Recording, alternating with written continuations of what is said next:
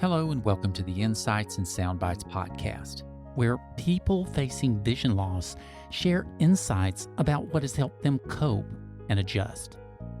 And that just got me out of my funk because I had something to focus on beside just sitting here going, okay, well, my whole life has changed. Now what? My name is Douglas Walker.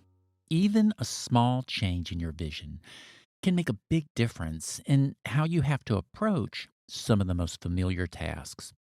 Today, we'll hear from Celia. Celia shares with us how what started out as a joke with her grandkids got her back into the community doing something she loves to do. My name is Celia Peterson. I'm from Spring Branch, Texas, and I was a farmer before I lost my vision. I have severe glaucoma, and I didn't have medical insurance for many years, and so it was slowly developing. But then in the last year and a half, it sped up. They don't know why. And so now it's severe glaucoma. One eye doesn't have any vision at all, and the other eye is not doing great. So I had an accident, and I fell. And because of the light changes, which is real common, I understand now with glaucoma. And I tore my meniscus in my left knee and broke my right wrist. And that's when I went back to the eye doctor and said, what the heck? I'm 66 now. And I guess because I always lived in the same place and did the same things, I didn't realize how bad it was until I moved to Texas 2 years ago. I drove here 2 years ago, but I couldn't drive at night. I already knew that that was an issue. But within a year of living here, it just really got bad. I don't drive at all anymore. And so one of the explanations I was given is that your brain kind of fills things in for you. And then when I was in an unfamiliar place where I didn't know where anything was, I just started really noticing because I was running into things and getting injured all the time. After I got the diagnosis that my glaucoma was in the severe end stage, and I didn't know what to do, I didn't know where to go. What changed my mind was I was talking to my grandkids, and they were teasing me because they were trying to lift my spirits and say, how are you going to continue making the fleece into clothes and stuff when you can't see? And I joked with them, and they said, well, you should make hats for blind people because they won't notice your mistakes. And I've done all this wool work for over 30 years with my sheep, so maybe I'll just do it by memory or learn how to do it a different way.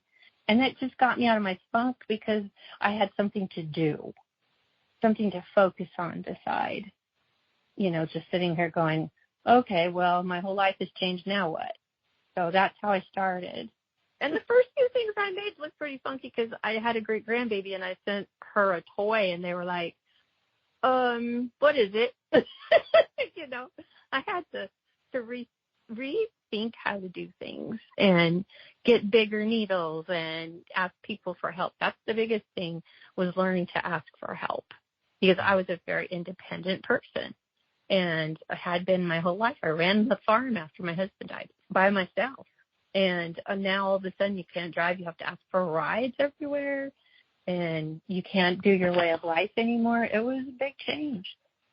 So I found a farmer's market that was close enough, and a friend that I had met here in Texas that could drive, and she does lace work. And I said, let's do something together.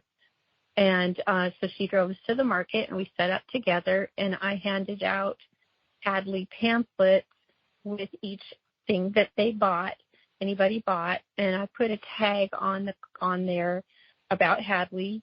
I was so surprised by how many people wanted to support that. They're seeing me there with my cane spinning wool, and that brings them over, the spinning wheel. And then I could talk to them, and so many of them had a story in their own family.